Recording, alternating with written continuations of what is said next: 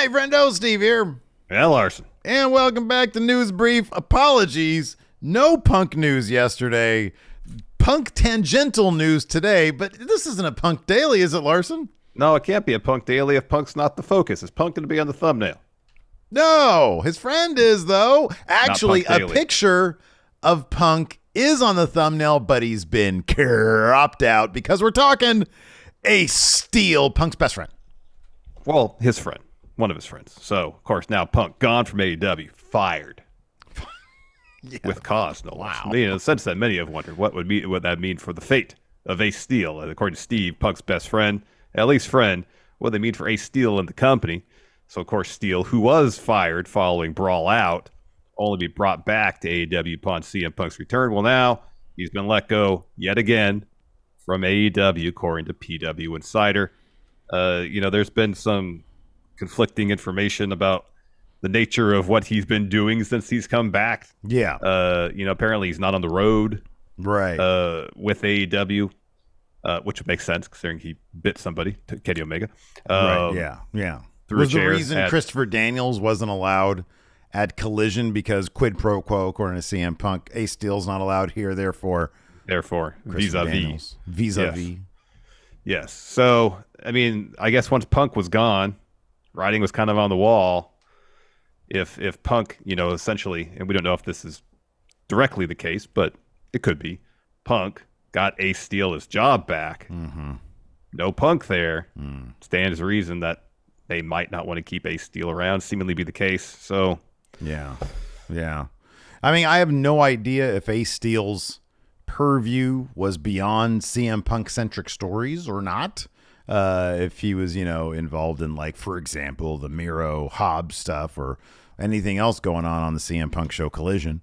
But in any event, it seems like that, whatever his duties were, have come to an end. Well, this is interesting in the PW Insider report about his release. Says the following, quote, there had been talk over the last month that AEW is looking into space in Florida for Steel to train and work with talents, but that obviously will not come to pass. So I wonder if part of his role in AEW was helping to train some of the wrestlers as well as working as an agent/producer. That could be. It'll be interesting to see if anybody reaches out to him and offers him up a platform to discuss his side of things. We talk often about when is Punk going to say something? Will Punk be able to say something given the no doubt complex nature of his contract with AEW? Yes.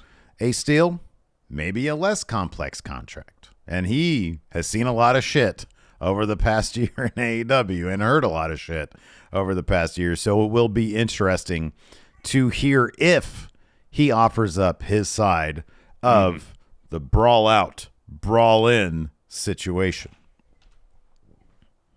Yes. Was that Ace Steel coming into your room right there back there? No, we have not hired Ace Steel here at Going in Raw. Can't confirm that. All right, for now. Anyways, let's talk about this.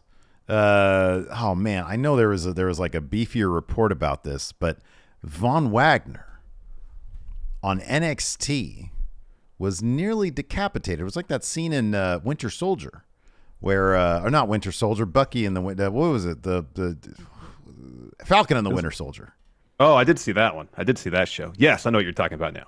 Where he took the Captain America shield and he beheaded a guy. Yes, I remember that now, yes. So Braun Breaker on NXT attempted to do the same thing with Von Wagner. I thought I read somewhere that backstage there was a bit of a panic. Like, this was reported by, like, one of the wrestling outlets. Like, for realsies, backstage there was a panic.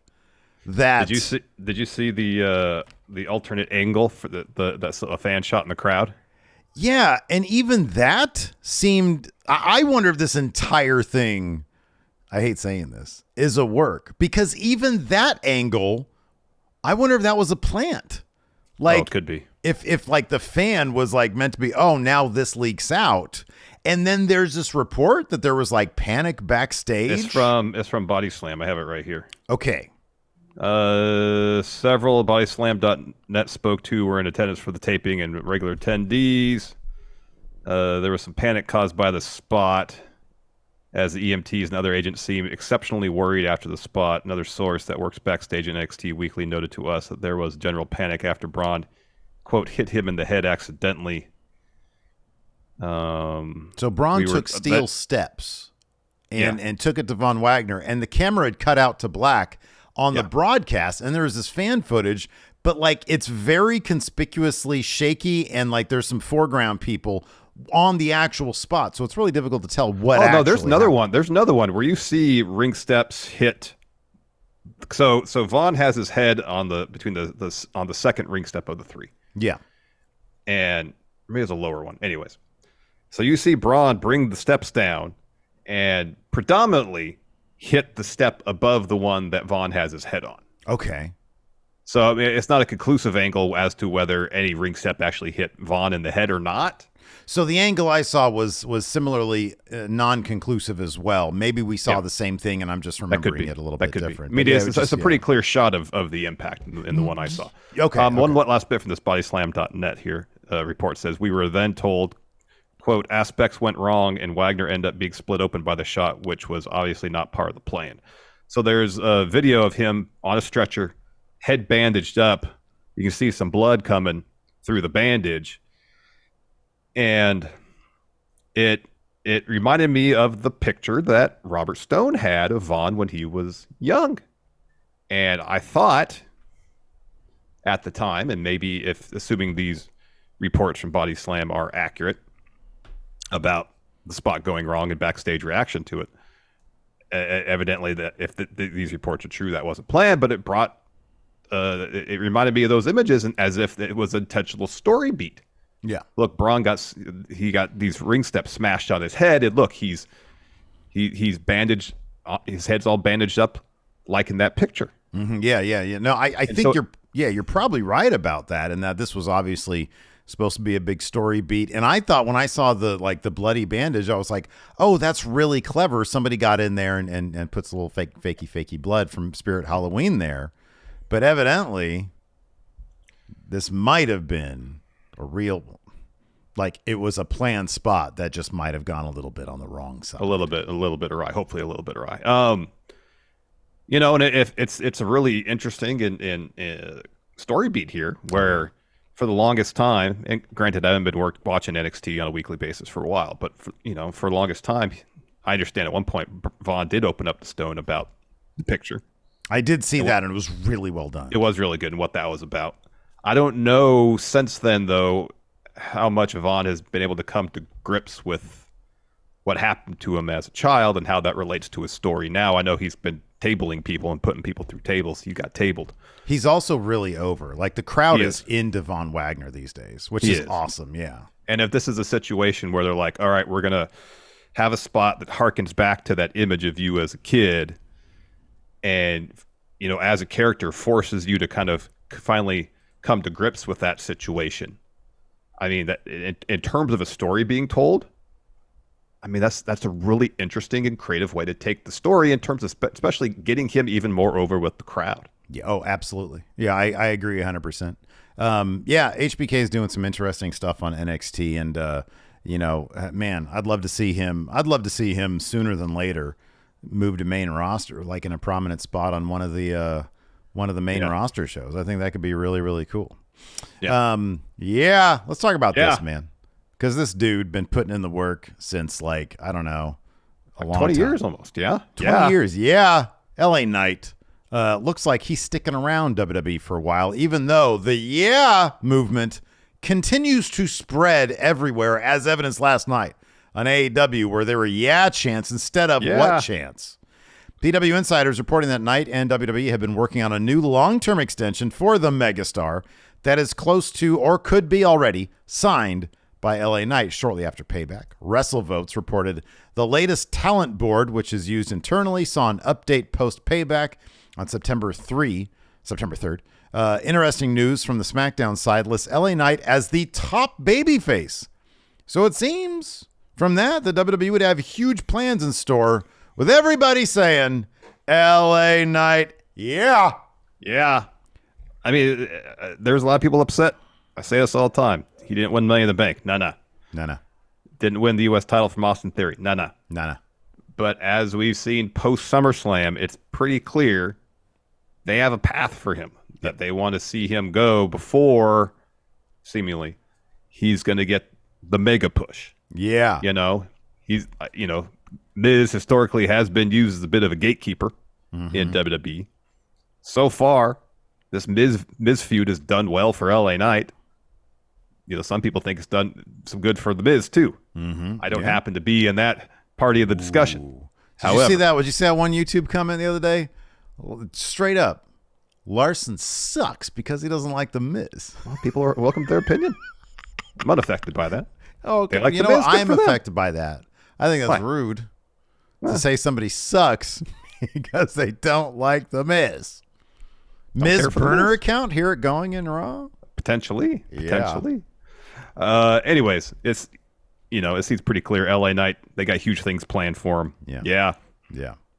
Whether that means like a U.S. title win at perhaps Mania. It's too low. That's beating too, Roman. That's too. Yeah. Okay. Absolutely. And then LA Knight having his own Bruno-esque run with the Undisputed title. They gave CM Punk his own show, Collision. Give LA Knight his own show.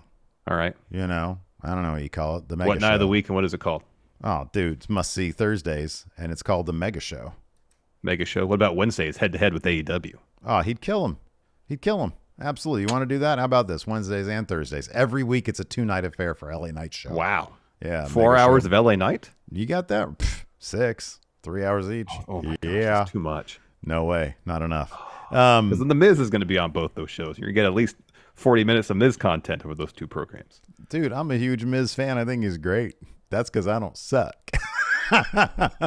You were saying you took offense on my part because someone said that I suck, and now you're saying that I suck. Nah, man. I'm saying I love you. Let's talk about this. WWE and UFC, merging soon. WWE and Endeavor issued a press release today to announce that the WWE-UFC merger is expected to be official and done by September 12th. Man, they were fast-tracking this shit because, like, the original sort of estimate timeline looked like it was going to place it closer to, like, the end of the year. Yeah, by the end of the year. So, the deal was announced the Monday following WrestleMania, so early April. So that's 5 months to get such a complex merger and acquisition. Can you imagine the number of lawyers involved in this? Oh, it's got to be in the dozens, you would think. You would maybe even approaching 100. 100 lawyers. So yeah, I mean, look, we're going to have to brace ourselves a little bit, I think, because unfortunately with huge mergers like this, oftentimes come layoffs in what these companies, would consider like redundant positions. They'll consolidate departments and stuff like that. Yeah. Right. Exactly. So, I just feel for the people that are there. Yes. Who might be anticipating this sort of thing. So hopefully everybody lands on their feet if that is the case. Yes, exactly. I wonder too if, because there's been a bit of a signing moratorium seemingly. Oh yeah. In WWE, apparently Drew McIntyre's did have some issues come to terms with a new contract with WWE for a variety of reasons, seemingly. And once this merger is final and official, it's going to be a situation like when UFC was purchased by Endeavor, where, they started making releases to the actual roster in UFC. Right. Is that going to happen? We haven't heard anything about that thus far. Is it going to be a situation where they're going to start signing people who are soon to be free agents? Drew McIntyre being one of them. Can they finally sign Jay White? Are they finally going to sign Jay White? I think window closed for that, Steve. Like for a brief second, he's got deal. I love when you're like, hey, that's a good point. Like for a moment, it fires off for one moment. Oh, what a good point. It's not. Oh, that's a good point. I'm like, Jay White, where is he? Oh, AEW. Can't happen. I don't know, man. I feel like you're on board with that Jay White scenario for a second. Oh no, he's great on Collision. Bang Bang Gang. Heck yeah. I love the Bang Bang Gang. There wouldn't be a Bang Bang Gang at WWE if he had signed there. Okay, actually, I kind of feel like there could be. Bang Bang Gang, I don't know if that's actually going to be like trademarked by AEW. You think Bang Bang? No, here's the thing. They could give a faction, but it wouldn't be Bang Bang Gang. That's my point. Hey, man, I don't know what CJ Parker's status is right now, but find that guy, and I think he'd be great for the Bang Bang Gang. Bring him back. You got that right. That's a perfect way to end the show with Larson just absolutely over my pure bullshit. That's going to do it today for News Brief, a.k.a. No Punk Daily.